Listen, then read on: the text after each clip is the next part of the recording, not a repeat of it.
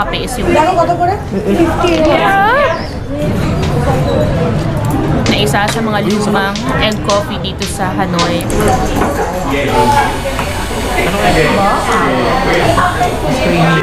Ito. Pero unang kada tinapay pa lang eh. Sinakalimutan ko daw tong sabihin kung ano to. And guys, sarap! Finally, na-serve na ang ating dessert. And ito naman yung kay Jowa. Good morning! We're ready na and nakapag-pack up na kami kasi baka hindi na kami bumalik dito mamayang midday. Pack na tayo para sa ating one whole day or one to sawa na to kasi huling araw na namin, no? Magdo-Dongsuan Market kami, magte-train station kami dito sa Hanoi. Kailangan naming bumili ng additional maleta para sa mga ibang gamit na pinagbili namin dito. Tapos, yung food discoveries na natin.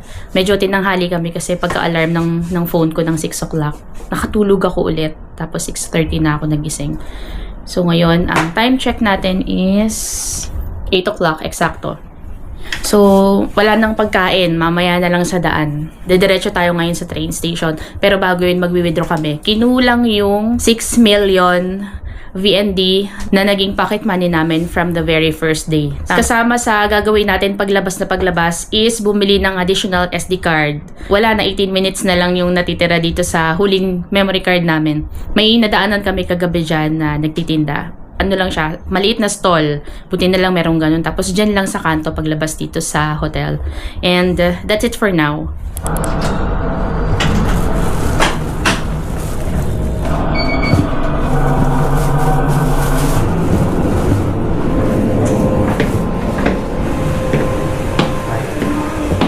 Good morning. We can close the door, no? It's not locking. It's Yes. not locking? Yeah. Now? Yeah. Okay, so let me check again. Okay. Thank you. See you. So yun, magjajawak tayo. Merong ATM. May ATM dyan. Malapit lang din dito. Kanto lang, ganon. Ganon kalapit ang ating hotel. So kukuha muna tayo ng kaperahan kasi hindi tayo mabuhay dito nang wala yun. So kinulang yung budget namin na 6 million VND. Kaya ngayon, magwi-withdraw tayo ng additional 3 million. Kasama na dun yung pang-shopping natin sa Dongsuan.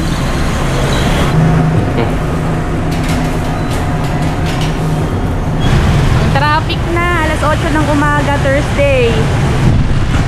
Ayo, sa Hanoi train station. So, hahanap tayo ngayon ng spot kung saan tayo pwedeng mag-abang nung tren. Ayun, yun lang.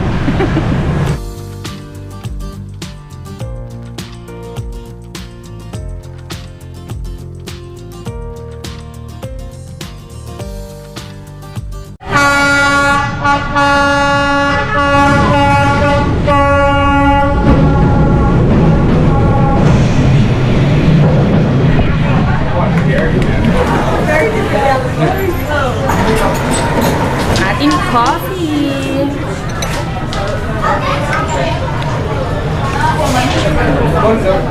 Kami dito tayo. Yeah.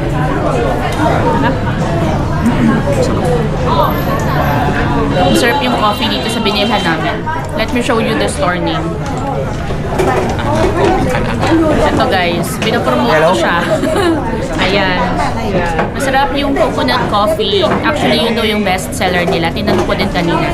Tapos, pinakamurang kape is yung egg coffee nila. Which is 50,000 VND. Kano yung sa akin? Yung coconut coffee naman is 60,000 VND. Let me try. Halo. Iyan mo lang, ganun mo lang, sausaw mo lang. Tapos iangat mo. 40, 50. Sarap ng egg coffee. Okay ito. Mula pa lang. Satisfactory na. Oh, okay. Matapak to tarta. Huwag mo siyang imimix. Pero mamaya may pupuntahan tayong egg coffee na isa sa mga lumang egg coffee dito sa Hanoi. Like more than 50-year-old. Yun yung suggested na traditional egg coffee dito sa Hanoi. Suggested ni Brian the tour guide. Yun daw yung isa sa mga the best egg coffee dito. Sarap ng coconut coffee, mapipil mo yung pagka-probinsya ng ano siya, parang mas kabado. Hindi siya matamis. Pati yung egg coffee, ang sarap din. Inuubos ko na lang yung 4 minutes dito sa SD card. Pero mamaya wala na akong pang video dun sa tren. Egg coffee tayo!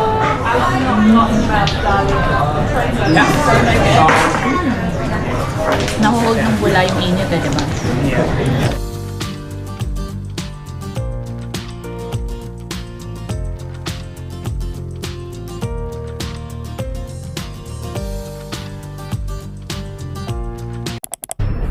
Ito, lagyan natin sa mga. At kami ay nagbabalik! Nakabili na kami ng SD card. Grabe, ang dami naming inikutan.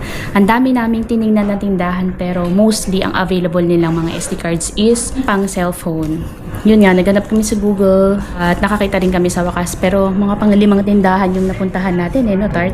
So yun, maraming kanto kami at ika-5 tindahan yung nakitaan namin ng SD card na pwede dito sa dala nating action cam. Though pwede naman talaga siya dito. V10 yung nabili namin na 128GB. Pero yung ginagamit talaga natin dito sa camera natin is V30. Tapos, syempre, nag-dongswan kami. Hindi na rin ako nakapag-video doon kasi nga wala na kami memory. Kinailangan namin bumili ng extra luggage. Pang hand carry lang yung laki niya. Instead na box, pinili na lang namin mag-luggage para magagamit pa natin next time sa next nating travel. So, pupunta na tayo ng cafe din, guys. Hey, mga kapa! Gusto mo pa ng masahe? Naliligaw ka ba? Naliligaw ka na yata, girl eh. O, tingin sa kaliwa, tingin sa kanan. Cute mo, Tart. Para kasi mahal. Tayo kung tayo dito ng lagi. Ang dami mo nakikita. Siguro kaya ayaw ka lang isama ng nanay mo sa labas. Ayaw kasi nasama ni nanay. Kaya maingay bawal No. yan dito. Sumalangit nawa. Si Aling Papahuli Beatrice. kita sa mga ano. Ayaw yung sinasama si Inol. Papatawag ko si Tulfo. Turo ng turo. Nakaka-distract ng lakad. Yeah, meron kaming ining kinambas na luggage sa old quarters. May nabili na kami sa Dongshuan. 600 dun. Yung kapares na bag dito, 900. Oh, di ba? May pinagkakaguluhan sila doon. Hindi na pinagkakaguluhan yan. Tahimik lang sila eh. Hindi para siyang halo-halo. Tingnan mo. Pupunta tayong Cafe Din Tart eh. Yun ang best seller. Yun ang the best. Ha? Nakakaasar ka na. Kogata di ba dito? Ano?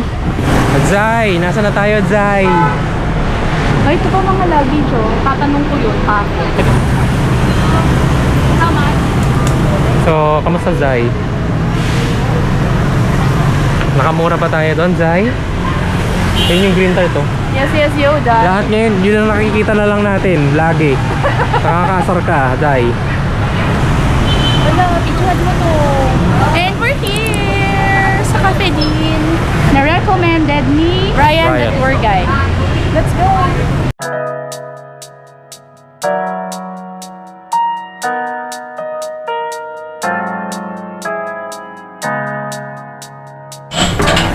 Hi.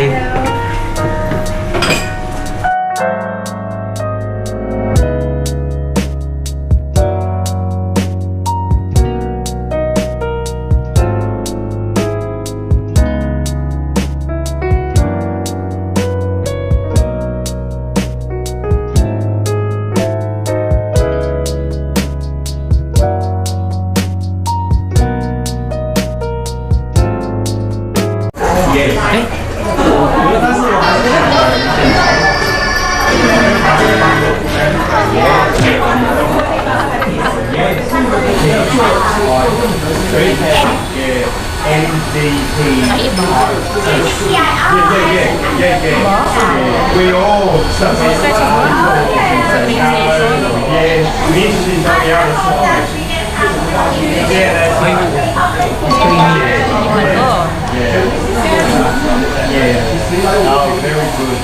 That's a different taste compared to other M coffee dito.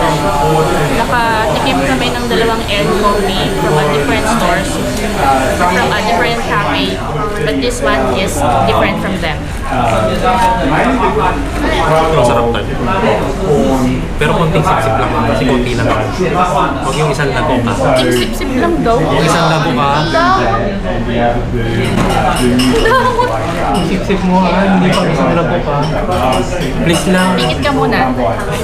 Handa ko yung buhat niya na. Tama na. Tama. Ay, ang sarap! Tama na. Uy! Ang sarap! Sarap ng kanya. Sarap dito. Ganun talaga, masarap ako eh. Di ba, Zai?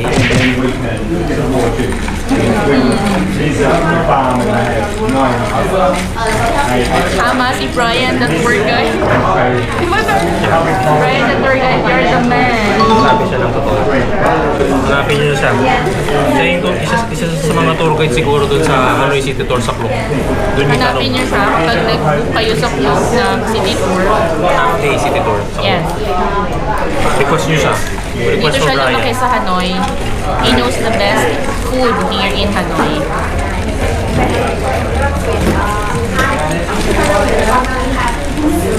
Hindi ako makamove on. Walang mapait-pait. Tapos napaka-creamy. Kasi di ba nung nag-city tour tayo, pinag-egg coffee niya tayo, di ba? Nice din yun, pero this one is really different. Tapos nag-egg coffee tayo kanina sa train station. Nice din naman yung egg Kahit coffee pa doon. naman ako nun. Nakakadalawang lago pa lang. Nakakadalawang sipsip pa lang ako, Tart. Ha? Dalawa? Oo, dalawa pa lang tamis. Isa, tapos sipsip ka ng dalawa. Tapos sipsip ulit ako. Ano ngayon? Ganyan ha. Dito na lang. Mag-aakamok ako dito sa kapitan. Kahit dito ka magkape everyday, Day. Naku. Dito lang siya sa ano, tabi ng lake. Madali lang hanapin. Tarto. Akin na to. Akin na to. Bro, ano lang ako. Tapos sipsip lang. Kone po. Oo, talaga. Seryoso. Kaya mo pag napunta ka sa Hanoi, don't ever miss this coffee shop. It's one of the best. It's one of the oldest. Sabi ni Brian, the tour guide, this one is more than 50-year-old coffee shop here in Hanoi. Iba talaga yung kape nila. Nakapagkape na kami sa ibang mga cafeteria or coffee shop, pero iba yung lasa, iba yung timpla, iba talaga yung kape dito.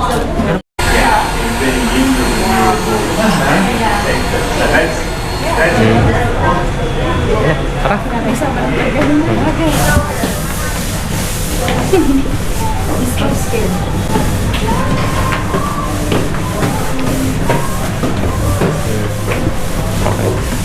Hi. And go! So, okay na tayo sa Coffee Dean. Grabe. I'm so happy na na-experience natin yung very popular and very, very old coffee shop dito sa Hanoi. Now, we're heading to our next food discovery, which is ang banh mi.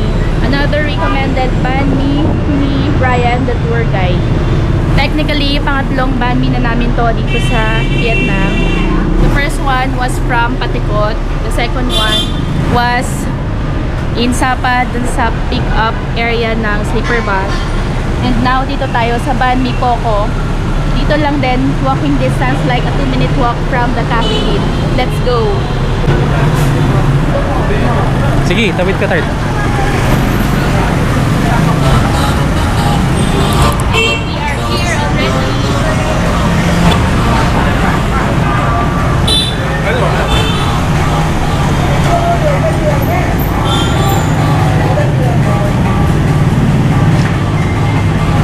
Ano kasi ang ganito tayo?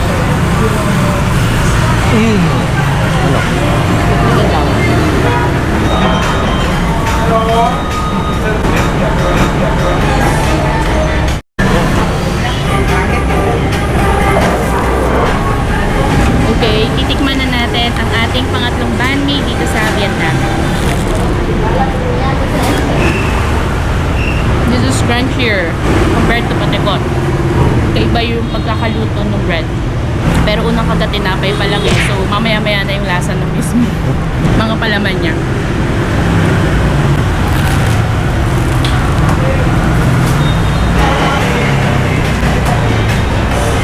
So, nandito na tayo ngayon sa bagong hotel. Again, another hotel.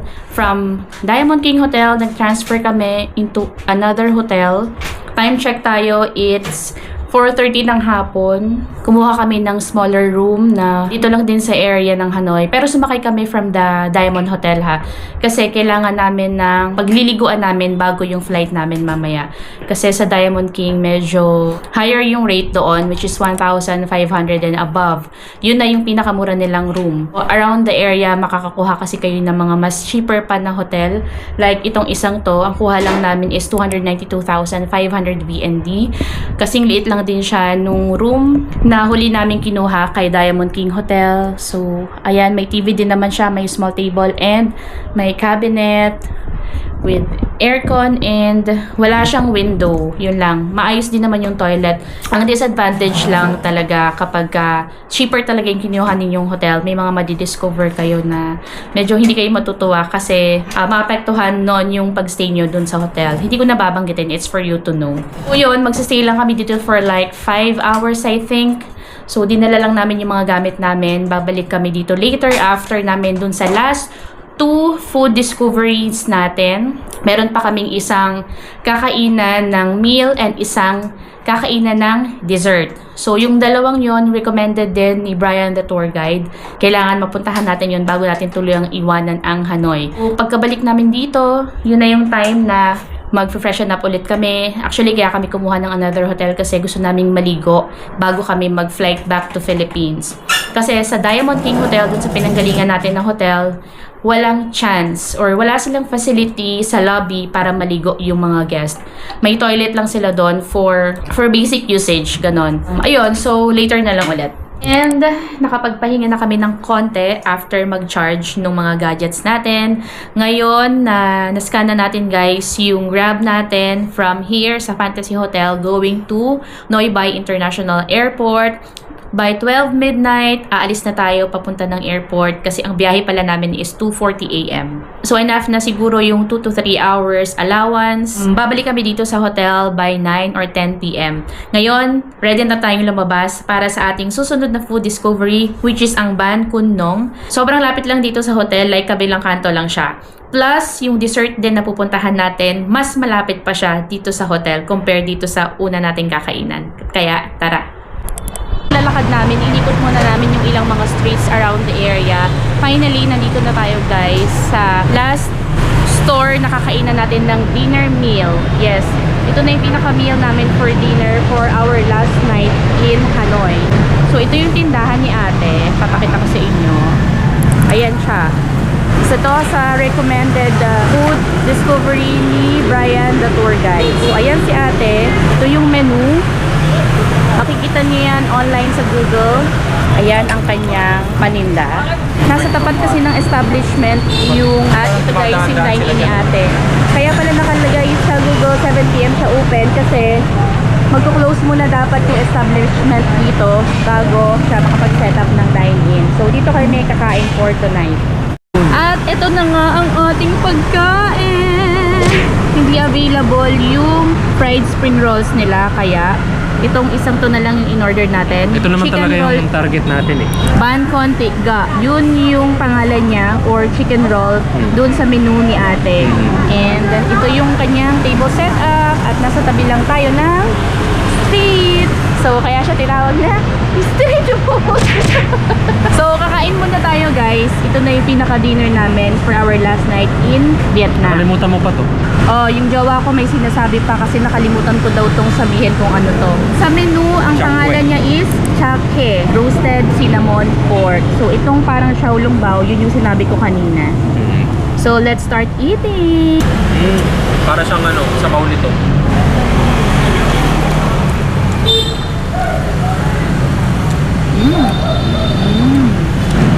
Sarap yung roasted cinnamon pork. Tumulo pa yung laway. Kain guys, ang sarap.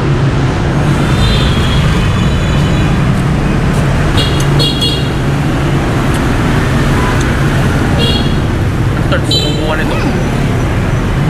Sarap. Coriander tsaka meat. Lakas lang. chopstick ng ano ko. Pati plato sumasama. Gutom na yarn. Laki naman ito. Oo, yung mga laman naman. Ito na yung clips pa.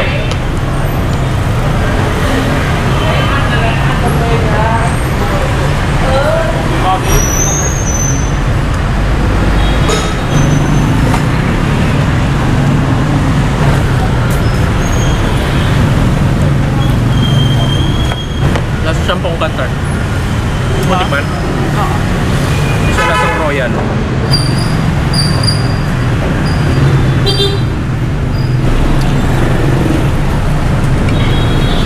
Ayos ah. Sarapan siya oh. Uy! Lasang Parang within. Lasang Colgate yan. Sa akin tama lang. Kung pang-order na isa. Tsaka kakain pa tayong dessert eh, di ba? Okay ito. Sarap ito. Pili pa tayo nito.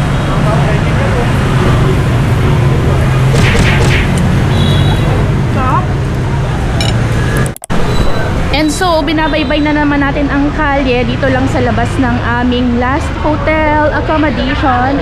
At patungo na tayo sa aming last food destination, yung sa dessert. Dito lang siya, like tatawid ka lang from our last hotel. Ang daming tao, nightlife ang mga yan, guys. So tayo naman, dessert life. Ayan, ayan lang siya. Tatlong kembot. So titikman natin yung best seller nila. So ito na nga at nandito na tayo, naka-order na tayo dito sa pinakahuling dessert store na recommended sa atin ni Brian, the tour guide.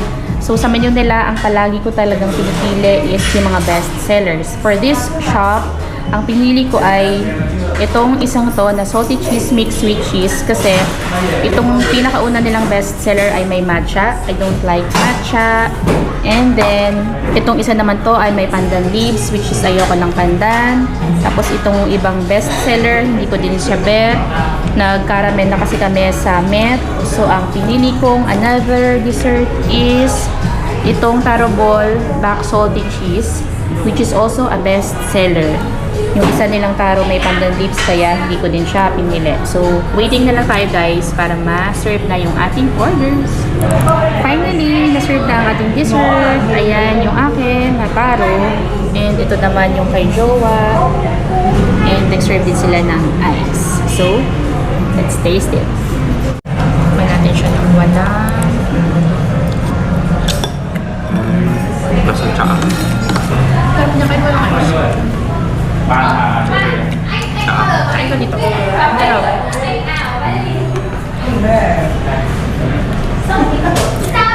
salty cheese mixed sweet cheese. Yung sa'yo. Matigin.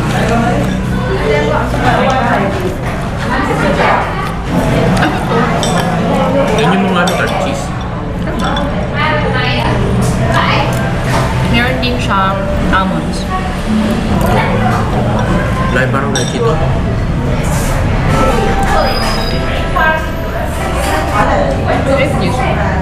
Sarap siya dahil. Hindi mo malaman kung malagkit o dati. Leche pa rin flavor niya. Naman na masyado na kayong nasisiyahan. Andito na ulit kami sa hotel. Papakita ko lang yung isang advantage kapag ka medyo yung kinuha ninyong hotel. At tulad dito, first floor pa lang pagod na kami. Kasi nasa third floor kami, tapos walang elevator yung hotel. Pag malaki ang luggage mo, good luck die. Yun yung isang disadvantage. Okay yun sa mga backpackers. Lalo na sa mga hindi madami kung magdala ng gamit. Finally, after ng ikutan sa hagdan nila, dito na kami sa room. Hello! Time check tayo. It's 11:15 and nakapack up na kami para pumunta ng airport. There, and there. So, ngayon magbubook na tayo ng Grab. And ang flight natin is 2:40 AM. Dapat nasa airport tayo at least 1 or 2 hours before the departure. Mabilis lang naman yung biyahe. Like, baka nandun na kami ng 12:30. Ayun, so, later ulit. Hi guys, good morning. Time check tayo. 1:23 na ng umaga and kalagpas na kami ng immigration. Nandito na kami sa loob ng boarding. Nasa boarding area na kami. Waiting na lang kami para sa official call. Magsasakay na tayo ng plane. Pabalik na tayo ng Philippines. Tapos na ang maliligayang araw. Char. Maligaya naman tayo everyday. Ano lang. Tapos na yung traveling days. So yun. Baka mamayang umaga or sa bahay na ako ulit makapag-vlog. Bye! Hello! And we're back to Philippines! So pagbaba namin ng airport kanina, nandito kami ng grab up sa terminal ng bus kasi dito kami sa Batangas dumiretso. Ang additional tip pala guys, huwag yung i-avail yung assistance ng grab sa airport, sa grab booth kasi sorry sa word pero budol sila. Nagulat ako, narinig ko from them na may nagsabi na open na. Yun pala yung reason kung bakit hindi ako manually makapag-book ng grab sa sarili kong cellphone. Kaya pala kahit may signal, ayaw mag-book ng grab. Ayaw mag-book. Ngayon, they need the assistance at sila yung mismong nag-book. Technically, yung booking hindi na sa akin. Sa mismong system nila. In-open nila yung connection ng grab dun sa area, saka pumasok yung booking. Pero, ang presyo guys, mas mataas ng 100 pesos. So, beware of that. Tapos, yun nga, natuloy pa rin kami doon. Nung nabook na nila kami, at sinubukan ko ulit sa cellphone ko, nag-push through yung booking. Pero, kinailangan ko na i-cancel kasi nga, nakapag-yes na ako sa kanila. And then, nagkadiretso nga